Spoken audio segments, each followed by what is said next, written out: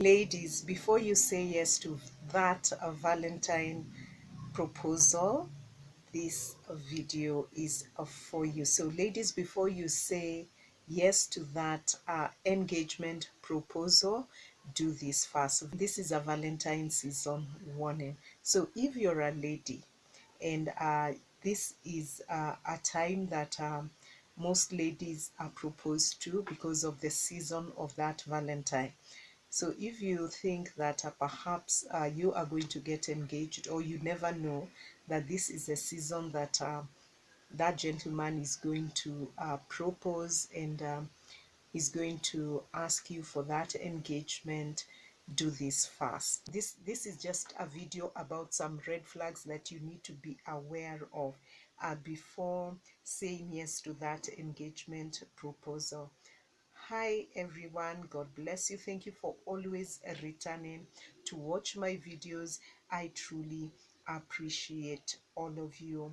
God bless you. So Valentine season is here, proposals are coming, and you do not know if this is that time when this person that perhaps you have a relationship with, or this is a time that he is going to pop the question. So what are you going to do about that?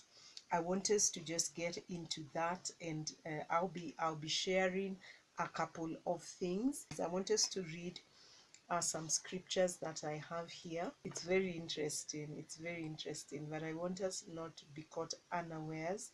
I want us to know. Proverbs 24 verse 3 to 4. Through wisdom a house is built, and by understanding it is established. By knowledge are the rooms filled. This is Proverbs 24 verse 3 to 4. Through wisdom a house is built, and by understanding it is established. By knowledge are the rooms filled. And 1 Corinthians 2:11, for no foundation can anyone lay other than that which is laid, which is Christ Jesus. 6:47 to 49, he is like a man building a house who dug deep and laid the foundation on the rock. So those are just three scriptures that I want us to look at. And Psalms 11:3, if the foundation be destroyed, what can the righteous do? So most engagements are supposed to lead to a marriage, or to a relationship that is going to end up in marriage. Yeah, that's why you find that this person is going to engage you, and then you can now begin the marriage process. So you need to be aware. You need to be aware. So these are five things that you need to do first. Do not ignore them, ladies. Do not ignore these five things, because these are going to lay the foundation. These are going to lay the foundation, and these are going to prepare you. Like I said, we read in that scripture, wisdom is profitable to direct. Wisdom is profitable to direct. So like I say, the Valentine season is here. Proposals are coming. The ring is just on its way, and you need to know what to do first. So one of the first things that you need to do, which is just a bonus tip. I know sometimes it's a this engagement is perhaps has been planned secretly, yeah, and it may be a secret proposal, but it's going to be done publicly. So you find that this gentleman has organized this proposal because he wants to surprise you, and most guys think that that is a very good approach. But personally, and I've gotten feedback also from other people, that is just kind of like a way to corner you. Some men, yeah, some men will use that to corner you, because you'll find yourself in a situation where this guy is ready to propose. He has planned it out with perhaps a couple of your friends or something, and you're totally unaware. And so he pops out the question, yeah, he pops out the engagement ring, and you're left sometimes wondering, how do I respond to this? Yeah, because it kind of corners most ladies. Yeah, so I feel that it is important for you to be aware. Yeah, or the guy should have known whether this is something that you're open for.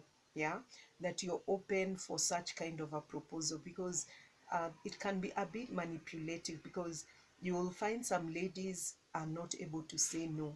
They were not very sure, they were not prepared, and so they find themselves in a fix, they find themselves in a corner, and because they don't want to embarrass the guy, or they think about everything that has gone into that preparation of that engagement proposal, uh, then they just comply and say yes without doing these five things.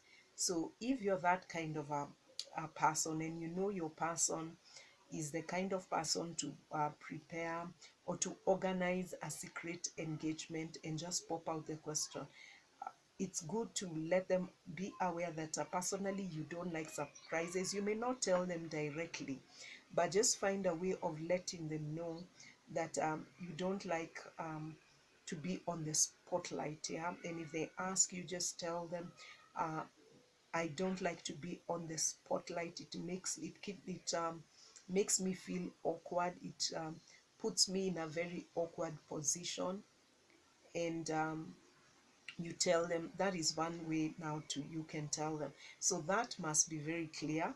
If you do not want to be put in an awkward situation, this is something that you might have hinted. So if you hint for them that they will not organize, especially a public engagement, it rather be a private one, then now you can do it publicly later. But you should not be the only one that is lost. I know people find it very exciting, but I personally also find it's a way to corner people. It puts you in a very awkward situation, and especially some ladies, nowadays you find that ladies they are seen they are dating like three or four people or two people, and they're just waiting to make a decision. So that keeps them in an awkward situation. Not to mean that they are sleeping around with this man, but they are just out there, putting themselves out there, because no one has committed, no one has said anything. So you find there are ladies who use that approach. They are dating maybe two or three people in a non-sexual situation. So when you come and you just surprise them with that engagement, kind of it feels like you want to corner them or something like that. Ladies, if you're not comfortable with that kind of arrangement, let them know, give them a hint that as for you, you don't like surprises, you're not in for surprises. All right. So I want you now to pay attention. I want you to pay attention. So number one, why you need to do this first. You need, number one, to find out and to recognize and realize that this person you're saying yes to is that you're choosing the father of your children. Yeah, saying yes to this man, and this relationship is going to lead into marriage. At one point in time you're going to have children.